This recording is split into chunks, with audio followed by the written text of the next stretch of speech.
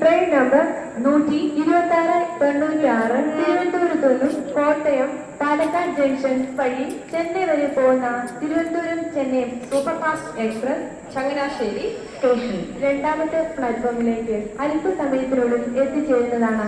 यात्रियों कृपया ध्यान दीजिए, कोटयम पालघाट से होकर जाने वाली गाड़ी number 12696 Trivandrum Chennai superfast express थोड़ी ही देर में ചങ്ങനാശ്ശേരി स्टेशन प्लेटफॉर्म नंबर 2 पर आएगी.